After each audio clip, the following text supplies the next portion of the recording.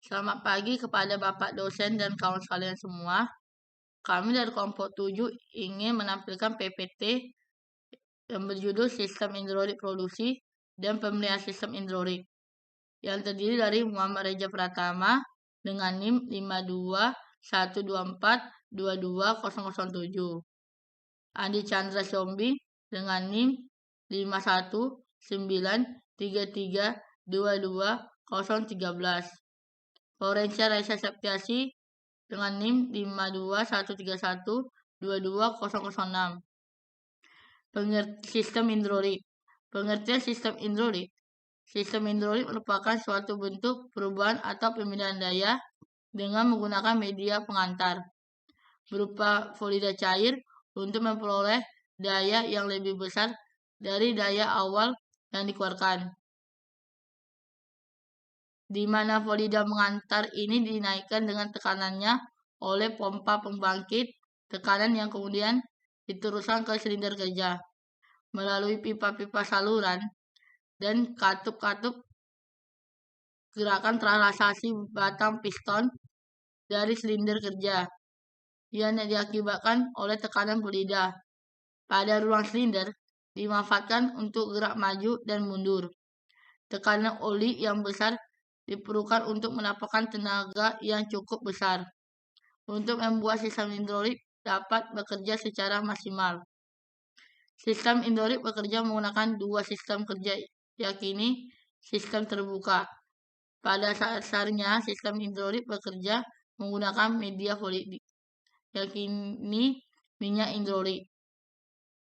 Dan pada sistem hidrolik terbuka ini, jika katup pengontrol yang digunakan berada dalam keadaan yang netral, kondisi ini menyebabkan airan minyak hidrolik yang merupakan hasil dari pompa akan dialirkan langsung menuju tangki hidrolik yang terhubung langsung dengan udara luar.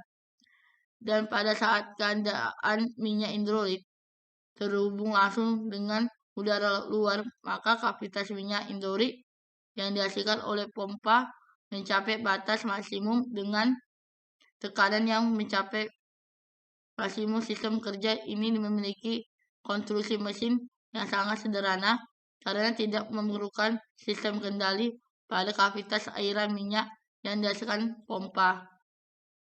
B. Sistem katup.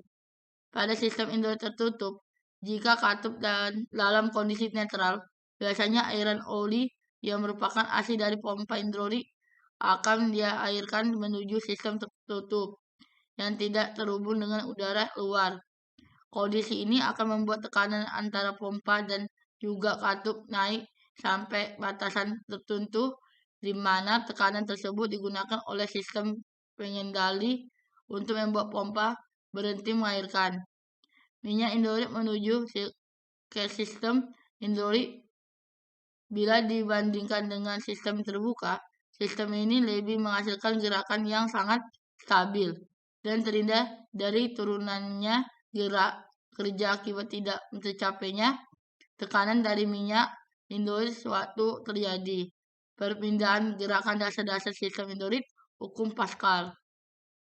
Prinsip dasar sistem hidrolik berasal dari hukum Pascal, di mana tekanan dalam fluida statis harus mempunyai sifat-sifat sebagai berikut. 1. Tekanan bekerja tegak lurus pada permukaan bidang. 2. Tekanan di setiap titik sama untuk semua arah. 3. Tekanan yang diberikan ke sebagian fluida dalam tempat tertutup membuat secara seragam ke bagian lain fluida. Rumus hukum Pascal. Pernyataan hukum Pascal dapat dijelaskan dengan meneliti perilaku zat cair dalam suatu bencana hubungan. Jika pada prinsip 1 diberi gaya tekanan F1, maka tekanannya akan diteruskan ke prinsip 2 dengan sama besar sehingga perilaku P1 sama dengan P2 dengan keterangan F1 sama dengan gaya di penampang 1 Newton, F2 gaya di penampang 1 Newton, A1 sama dengan luas penampang 1 meter kubik, A2 luas penumpang 2 meter kubik. Dengan dasar rumus di atas, gaya F2 dipengaruhi oleh masing-masing permukaan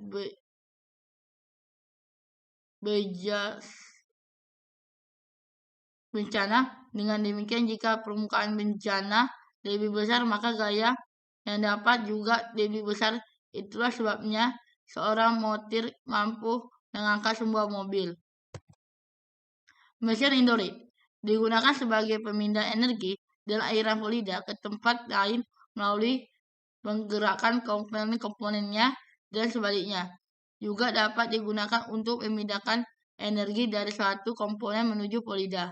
Penggerakan tersebut berupa perpindahan dan perputaran sama terjadinya pertukaran energi dan energi noli. Tersebut diubah menjadi energi mekanik atau sebaliknya. Pada mesin hidrolik berdasarkan arah-arah perubahan energi tersebut. Mesin hidrolik terbagi atas dua jenis, yakni pompa mesin hidrolik ini berfungsi mengubah energi mekanis menjadi energi hidrolik pada fluida, sehingga fluida tersebut dapat mengalir. Pompa dapat digerakkan tanpa mesin manual, mampu dengan mesin. Turbin hidrolik. Turbin hidrolik adalah mesin hidrolik yang berfungsi mengubah energi hidrolik dari alur fluida menjadi energi mekanis melalui penggerakan komponen-komponen yang mengakibat oleh airan fluida, umumnya air tersebut. Turbin digunakan sebagai penggerak utama sebuah komponen lain, misalnya generator listrik. Selain kedua jenis di atas, mesin hidrolik terbagi lagi menjadi dua jenis berdasarkan ada atau tidaknya cara penampakan fluida. Statis, mampu menempatkan dan mengalirkan fluida secara mekanis. Contohnya ialah reciprocating pump. Pneumatik tidak memiliki sistem penempatan, namun memiliki bagian yang dapat berputar seperti impeller, pompa rotor, kompresor, dan runner turbin. Komponen beserta fungsi dan simbol. Sistem hidrolik didukung oleh 3 unit komponen utama, yaitu 1. Unit tenaga berfungsi sebagai sumber tenaga dengan fluid atau minyak hidrolik. Pada sistem ini, unit tenaga terdiri atas 1. Penggerakan mula yang berupa motor listrik atau motor bakar. Kedua, pompa hidrolik berputaran dari poros penggerak mula memutar pompa hidrolik sehingga pompa hidrolik bekerja.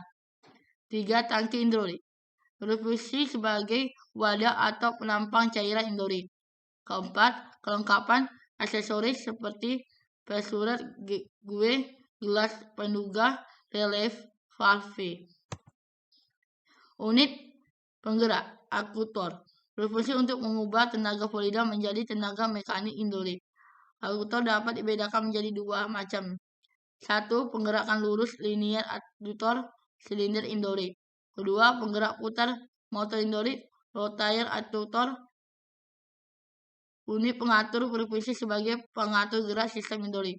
Unit ini biasanya diwujudkan dalam bentuk katup atau valve yang macam-macamnya akan bahas berikut. Katup pengarah decouple control valve DCV. Katup valve adalah satu alat yang menerima pemerintah dari luar untuk melepas, menghentikan atau mengarahkan fluida yang melalui katup tersebut. Contoh jenis katup: pengarah katup 4/3 penggerak lever, katup pengarah dengan piring putar, katup dengan pegas bias, macam-macam katup pengarah khusus. 1. Check valve adalah katup satu arah berfungsi sebagai pengaruh aliran dan juga sebagai pressure kontrol pengontrol tekanan. Pilot operated check valve. Katup ini dirancang untuk aliran cairan hidrolik yang dapat mengalir bebas pada satu arah dan menutup pada arah lawannya, kecuali ada tekanan cair yang dapat membukanya.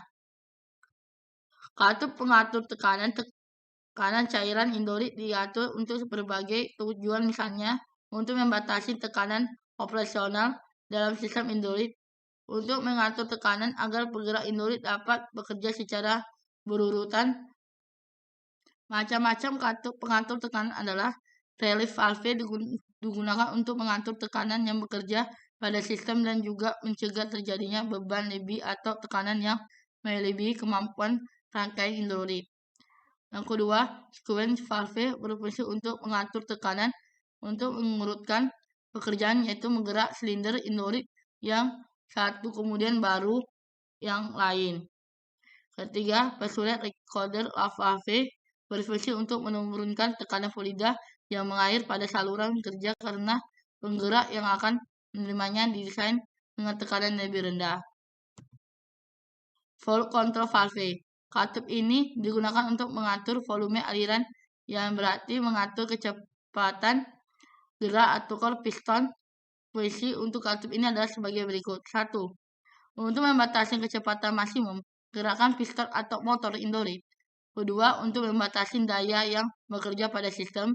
Ketiga, untuk menyeimbangkan airan yang mengalir pada cabang-cabang rangkaian. Keempat, macam-macam dari flow control valve. Yang kelima, fish flow control, yaitu apabila pengaluran airan tidak dapat berubah yaitu melalui fish. Yang keenam, valve flow control, yaitu apabila pengaturan airan dapat berubah-ubah sesuai dengan keperluan. 7. Flow control yang dilengkapi dengan check valve.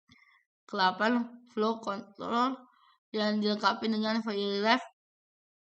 valve guna menyeimbangkan tekanan. Rangkaian hidrolik. Setelah kita pelajari komponen sistem hidrolik secara detail dan juga telah kita pelajari berbagai simbol dari setiap komponen sebagai bahasan tentang fluida. Demikian juga telah kita pelajari cara membaca diagram rangkaian circuit diagram. Maka akan kita mulai dengan cara merancang satu rangkaian sesuai dengan yang kita hendaki bila telah tersedia komponen-komponen sistem hidrolik. Hal-hal yang perlu diperhatikan dalam merancang rangkaian hidrolik adalah 1. Tujuan penggunaan rangkaian. Kedua, ketersediaan komponen. Ketiga, konduktor dan konektor yang digunakan macam. Yang keempat, tekanan kerja sistem hidrolik. Rancangan rangkaian hidrolik perlu dituangkan dalam bentuk diagram rangkaian hidrolik dengan menggunakan simbol-simbol grafik. Dengan bantuan simbol-simbol grafik, para desainer dapat menuangkan pemikiran lebih mudah, lebih tenang, sehingga dapat bereaksi optimal mungkin. Cara membuat diagram rangkaian biasanya dengan membuat tata letak komponen sebagai berikut. 1. Inductor diletakkan pada gambar yang paling atas. 2. Unit pengatur diletakkan di bawahnya. Ketiga, unit tenaga diletakkan pada bagian paling bawah. Keempat, setelah simbol komponen lengkap dengan layout tata letak, berulah digambar garis-garis penghubung sebagai gambar konduktor dengan garis-garis sesuai dengan macam-macam konduktor yang digunakan. 3. Contoh penggunaan hidrolik. Dianggap kecepatan tinggi, beban berat dan rem cepat kendaraan berat. Skema dari ini sistem hidrolik. Rem kekuatan dan penuh dikendalikan oleh katup rem dual diadopsi dalam sistem rem yang dapat mencapai rem kemudian dan rem untuk kendaraan muncul rekayasa. Model mematikan molinier komponen untuk katup rem, sender rem, pipa, penghubung, dan sebagainya. Ditetapkan dengan sistem daya rem hidrolik penuh, pipa ganda kemudian dan rem parkir dibahas oleh eksperimen simulasi berdasarkan matrap atau simulasi membuktikan rasionalitas untuk mengembangkan pipa ganda untuk sistem rem. Perawatan. Untuk yang benar-benar peralatan produksi, banyak hal yang harus terjadi